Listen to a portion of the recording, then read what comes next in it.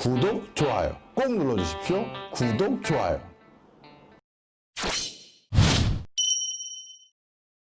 자, 그러면 몽골의 경제 상황은 어떤지 설명을 좀 드려보도록 하겠습니다. 몽골은 지금 우리 98년도, 99년도 IMF 외환위기 있죠? 그때와 똑같은 상황이에요. 그래서 지금은 외환위기 상황이다라고 보시면 될 것 같은데요. 자, 이게 몽골의 경제 성장률인데 전 세계 경제 성장률과 비교해 보면 특이점이 있는데요. 등락이 뭐 어마어마하죠. 예. 자, 한때 7.3%였던 게 2016년에 1.2%로 얼마 떨어집니까? 한 6배 가까이 떨어졌죠. 6분의 1로 추락했습니다. 이렇게 급등락을 하게 된 가장 큰 이유가 2016년도에 외환위기를 경험하게 됩니다. 그때부터 몽골 경제가 굉장히 곤두박질 치게 됐는데요. 이때 경제가 얼마나 안 좋아졌는지 이 근처 상황을 한번 보면은 2014년도까지 7.8%의 나름대로 고도 성장을 하고 있었어요. 그런데 2015년부터 점점 국가 경제 위기가 찾아오기 시작해서 2.3%, 1.0% 이렇게 주저앉았다가 IMF 구제금융을 통해서 약간 회복이 돼서 5.1%로 성장을 했고 지금은 오히려 더 괜찮은 상황으로 좀 나아지고 있긴 합니다. 그 과정에서 그 당시 환율이 얼마나 급등락했는지 볼 수가 있는데 우리가 2012년 6월 달에는 환율이 어떻게 됐냐면 1328원이었던 것이 어떻게 됐느냐 2400까지 됐으니까 거의 2배 가까이죠.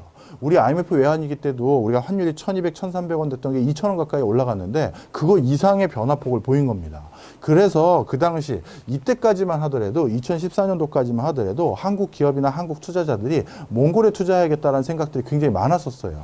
고도 성장을 하고 있기 때문에 몽골을 갔었을 땐 새로운 기회가 많겠다라고 생각이 들어서 많은 곳들이 갔고 우리나라 기업들도 상당히 많이 진출을 했었습니다. 그런데 외환위기를 경험하면서 야, 여기가 아직까지 우리가 투자하기에는 시스템이 많이 미비한 그런 국가구나 생각을 해서 그 뒤부터는 한국에서 몽골에 투자하는 비중이 굉장히 급격하게 많이 줄어드는 상태다라고 보시면 되겠습니다. 저도 우연치 않게 요 기간 때도 몽골에 출장을 또 한번 간 적이 있었었는데요. 그때 모습이 하나 기억나는 게 은행에서 시중 금리가 몇 %였냐면 20% 가까이 됐었습니다. 그러니까 우리나라 지금 은행에다가 돈 맡기면 시중 예금 금리가 어떻게 되죠? 한 뭐 5% 당연히 안 되고 5%가 뭡니까? 하여튼 이렇게 낮은 수준인데 여기에서 은행에다가 그냥 예금해 놓으면 이자가 20%가 가까워요. 그래서 제가 농담 삼아 거기다가 예금해놔도 그럼 20% 이자율 먹는 거예요. 그랬더니 그렇긴 하죠, 원칙적으로.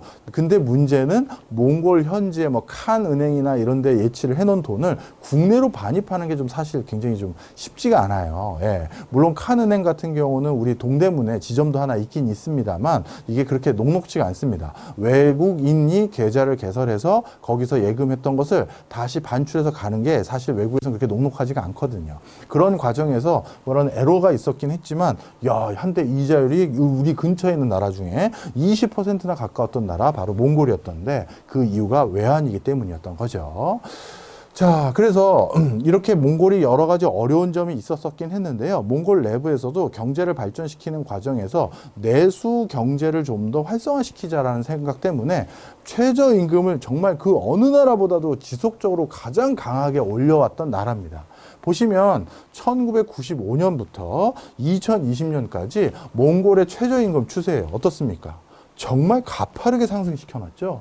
정말 가파르게 상승시켜놨습니다. 이건 물론 몽골 현지화폐를 기준으로 한 건데요. 그래서 최저임금 평균 인상률을 보면 2008년도에 30% 인상시켰고 2011년도에 36%, 2013년도 25%, 뭐 30% 엄청나죠. 그래서 사실 몇 해 전에 기억만 가지고 계신 몽골 분들은 요즘을 또 몽골에 대해서 몇 해 전에 추억을 가지고 계신 분들은 요즘 몽골 상황을 잘 못 이해하시는 경우가 많아요. 예를 들어서 제가 한 6, 7년 전에 거기서 사업 좀 해보려고 기획을 해봤는데요. 몽골 하면 인건비 싸고 뭐하고 뭐 얼마면은 뭐 사람 몇 명 구하더만 이런 얘기들 하시면 이게 큰일 납니다. 최저임금 상승률이 이렇게 높다 보니까요. 생각해 보세요. 30%면 2, 3년이면 어떻게 돼요? 2배 오르는 거잖아요. 지난해까지는 40만 원이면 사람 고용했는데 이제 70만 원 줘야 되는 걸 바뀐 거잖아요. 이건 완전히 다른 겁니다. 컨디션이 다른 거예요.